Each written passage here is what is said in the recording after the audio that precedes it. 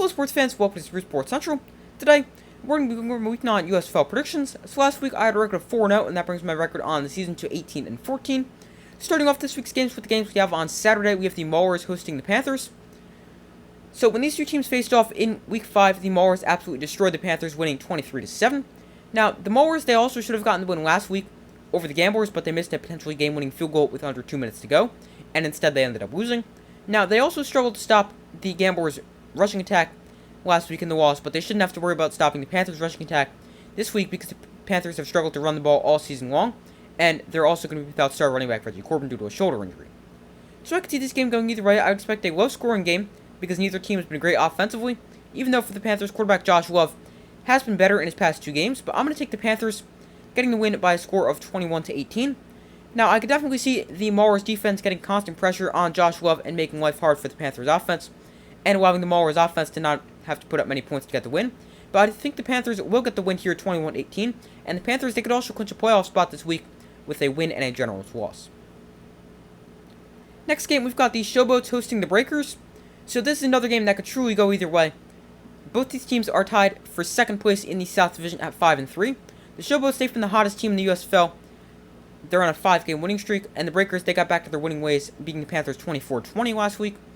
Now, the Showboats defense has been tremendous this season, and they'll have to play a huge role if they're going to get the win against a good Breakers offense, which had a great game last week, especially their passing attack, with over 300 passing yards, and also wide receiver Johnny Dixon, who missed the first game between these two teams. He had a great game with over 100 receiving yards and 2 receiving touchdowns.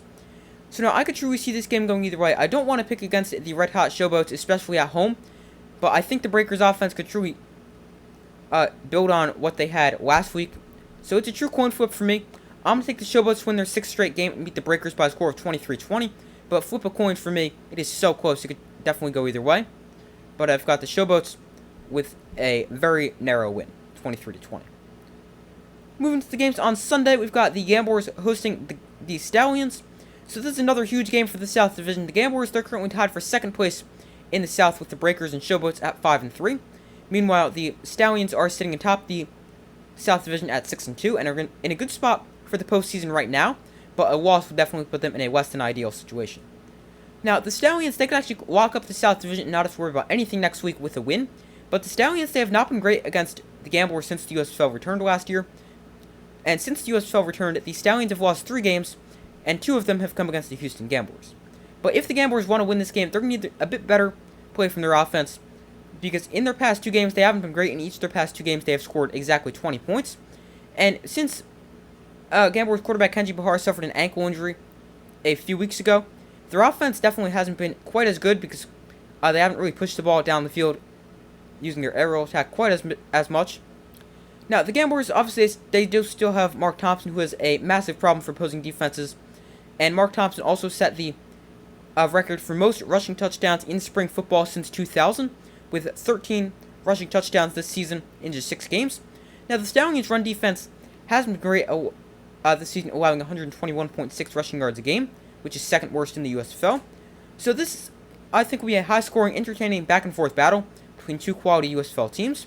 And this game could actually also end up deciding the USFL MVP race. Because right now, I would say it's definitely between Alex Magoo and Mark Thompson. And it is pretty close. I would definitely say Magoo's the favorite right now, but Thompson is a close second.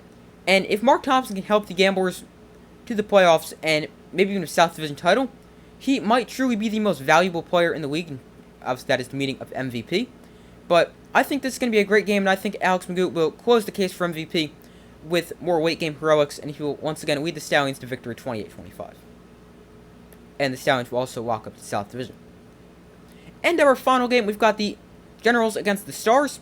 So we will have a live watch party for this game starting about 7 p.m. Eastern Time on Sunday, so I hope to see you guys there. But the Generals, they've been awful lately. They are getting quarterback DeAndre Johnson back from injury, and he will start this week for the Generals. But for the Stars, they've been playing extremely well, especially offensively. They're firing on all cylinders.